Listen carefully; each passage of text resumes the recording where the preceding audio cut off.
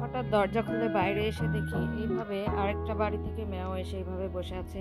আর আমাদেরটা ভয়ে নিজের বাসার সামনে, অথচ সে চুপচাপ নিচে বসে আছে। এতটা ভিতর ডিম সে, এত বড় ওর থেকে দেখতে, তারপরেও ভয় পায়। আসলে ও ছোটবেলা থেকে বের হয়নি তো বাসা থেকে অতটা। তো আজকে একটা মজার জিনিস বানাবো, ফুলকপি দিয়ে পাকোড়া। এটা সিদ্ধ করে রাখছি আমি আগে থেকেই। তো শীতের দিন আসলে আসলে এই টাইপের সবজি দিয়ে এইসব জিনিস মজাই লাগে। তো এখানে এখন পরিমাণ মতো হলুদের গুঁড়ো, মরিচের গুঁড়ো দিয়ে দিব।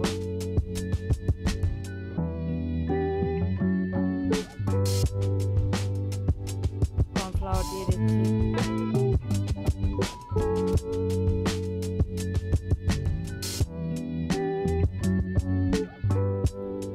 ময়দা দিয়ে দিব।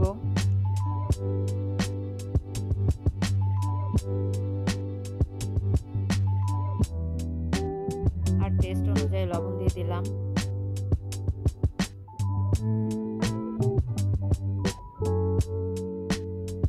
একটু আদা রসুনের পেস্ট দিয়ে দিলাম।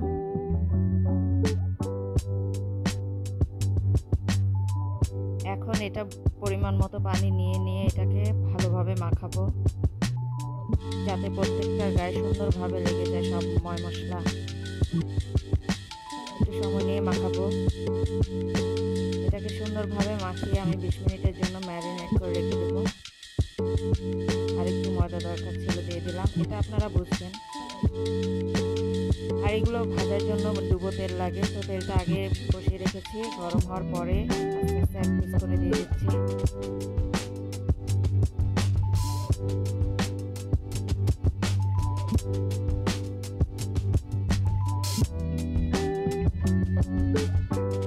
এটা বেসন দিয়েও খাওয়া যায়, এটা ইচ্ছে করলে এইভাবেও করা যায়।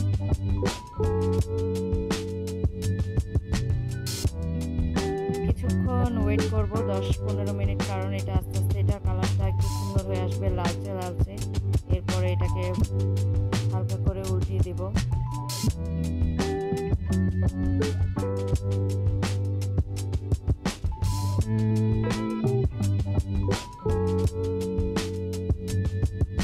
এই যে কালারটা কত সুন্দর হয়েছে মাশাআল্লাহ। এই সময় এটাকে উঠাবো আমি।